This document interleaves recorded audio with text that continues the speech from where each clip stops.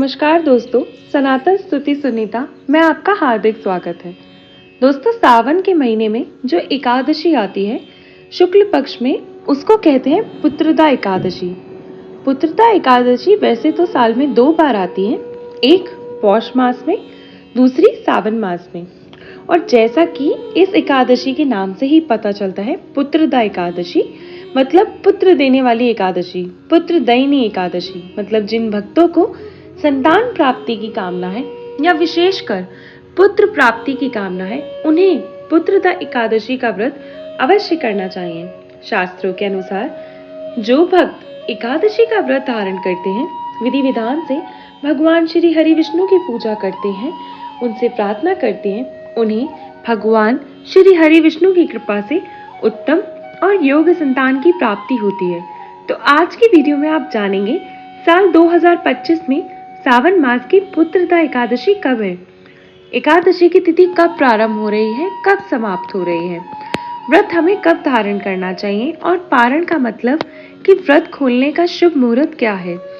पुत्रदा एकादशी के दिन आपको किस प्रकार से भगवान श्री विष्णु की पूजा करनी चाहिए, किन मंत्रों का जप करना चाहिए और कौन सा उपाय करना चाहिए जिससे कि संतान प्राप्ति की कामना भी पूर्ण हो।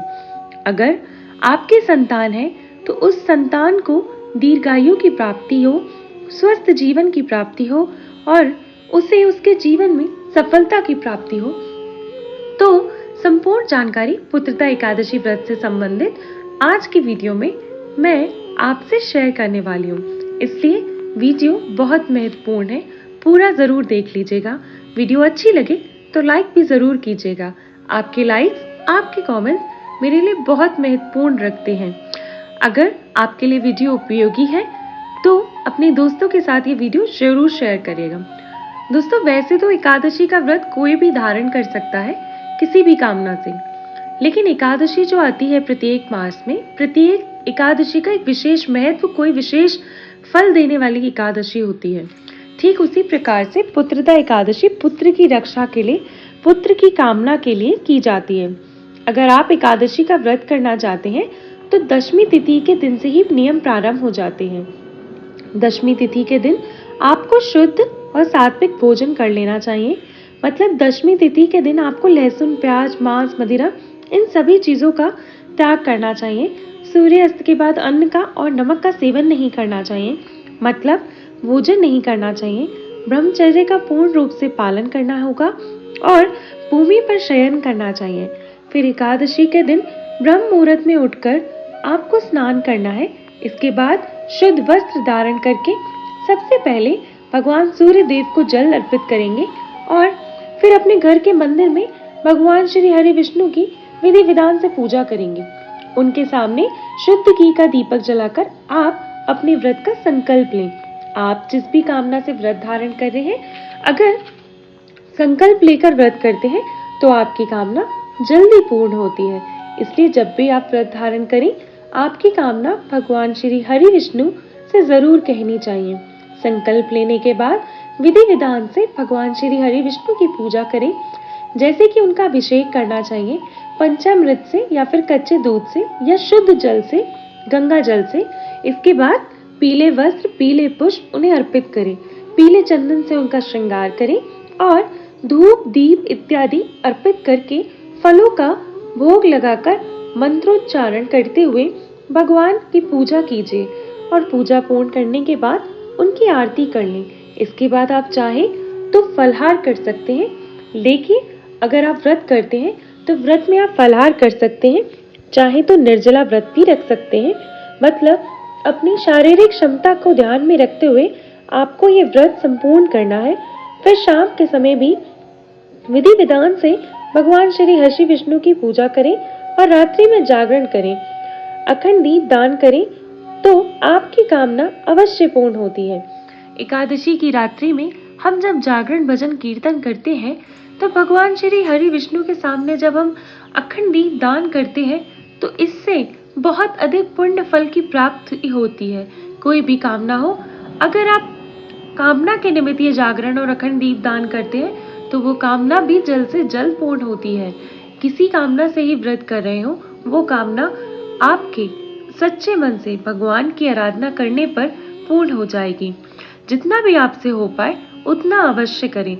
फिर अगले दिन द्वादशी तिथि में एकादशी का व्रत पारण किया जाता है और पुत्रदा एकादशी व्रत का पारण दान किस प्रकार करना है, इसके लिए आपको वीडियो अगले वीडियो में मिल जाएगी।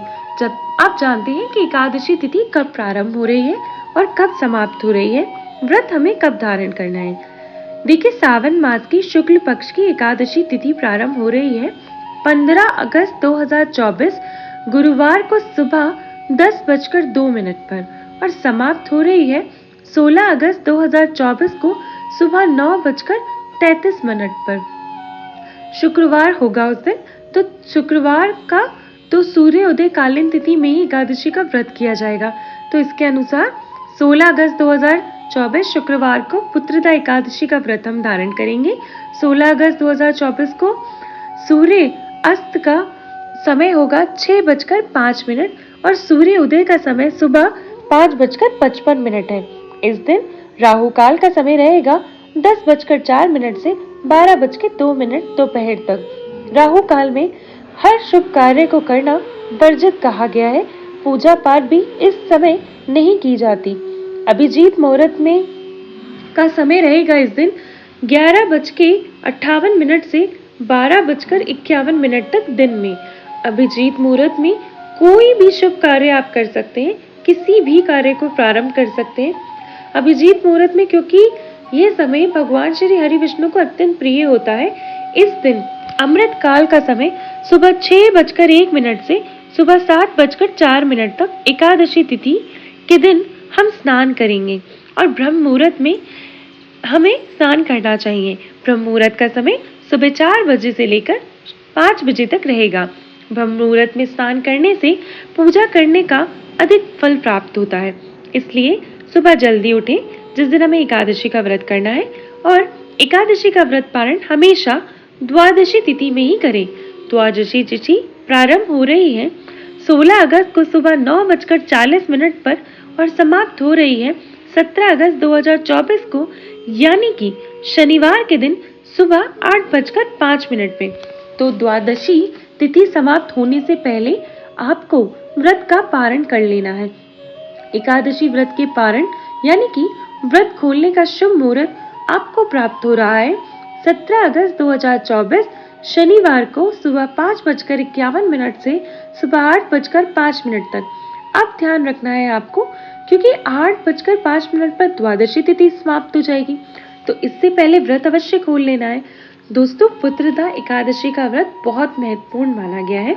इस व्रत को धारण करने से समस्त प्रकार के कर्म, पाप कर्म समाप्त हो जाते हैं और भगवान श्री हरि विष्णु के आशीर्वाद हमें प्राप्त होता है और उस आशीर्वाद से सभी प्रकार के दुखों से हम मुक्त हो जाते हैं। हर प्रकार की भौतिक कामनाएं पूर्ण होती हैं और मरने उपरांत वैकुंठ लोक की प्राप्ति होती है। इसलिए इस व्रत की विशेषता बहुत है। कुछ ऐसे लोग हैं जिनको संतान प्राप्ति नहीं हो पाई है।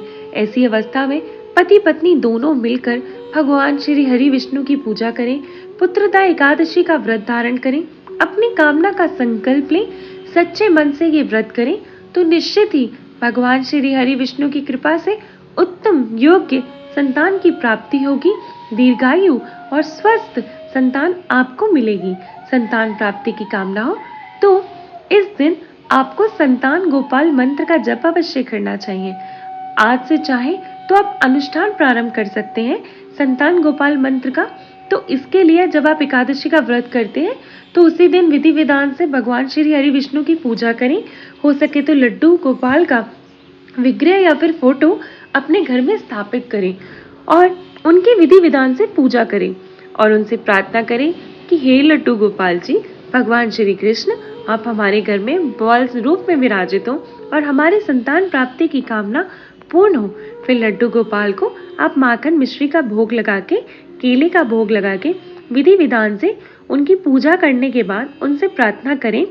नियमित हर रोज उनसे पूजा प्रार्थना करें और आपकी कामना भगवान श्री विष्णु की कृपा से अवश्य पूर्ण हो जाएगी।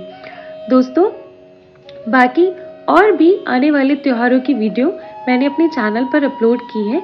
अगर आपने अभी तक उन्हें नहीं देखा तो ज़रूर देख लें। उम्मीद करती हूँ कि आप इस चैनल पर अपलोड होने वाली वीडियो और सावन के सोमवार व्रत में क्या खाएं वो वीडियो अब तक सुन चुके होंगे। अगर किसी कारणवश आप उस वीडियो को नहीं देख पाए तो आज ही उन वीडियो को देख लें। और इस चैनल पर आज या कल रक्षाबंधन किस तरह मनाएं, भद्राकाल कब है, इस बात की संपूर्ण जानकारी की वीडियो अपलोड हो जाएगी।